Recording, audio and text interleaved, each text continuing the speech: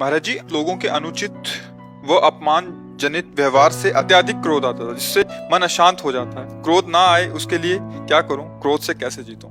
हमें ऐसे व्यक्ति मिलेंगे जो कभी सुख पहुंचाएंगे, ऐसे व्यक्ति मिलेंगे जो कभी दुख पहुंचाएंगे, ऐसी वस्तु मिलेगी जो कभी सुख पहुंचाएगी, ऐसी वस्तु मिलेगी जो कभी दुख पहुंचाएगी, ऐसे रिश्ते बनेंगे, ऐसे संतान होंगे, ऐसा व्यवहार होगा जो कभी सुख पहुंचाएगा, कभी दुख पहुंचाएगा। क्योंकि मेरे कर्म दो ही प्रकार के हैं, शुभ और अशुभ। आप समझ लो, ये मेरे कर्म का परिणाम होगा जब कोई मेरे सामने आकर मेरे साथ अभद्र वार्ता करेगा, दुख देने वाली चेष्टा करेगा, वो मेरा कर्म होगा, उसका कर्म नहीं। पहले ये बात माननी है।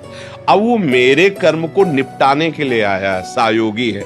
जो मेरा कर्म निर्धारित किया गया दुख भोगना, वो जैसे कोई एक है, मिलता है कि हृदय रो पड़ता है, उसके प्रेम में, उसके व्यवहार में आनंदित हो जाता है। एक है, हृदय जल जाता है कि भगवान कभी ऐसे आदमी को मेरे सामने मत लाना।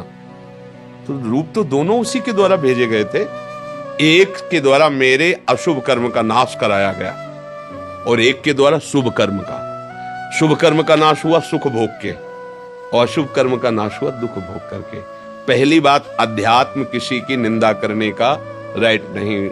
आपकी जो निंदा हो उसे सह जाएं।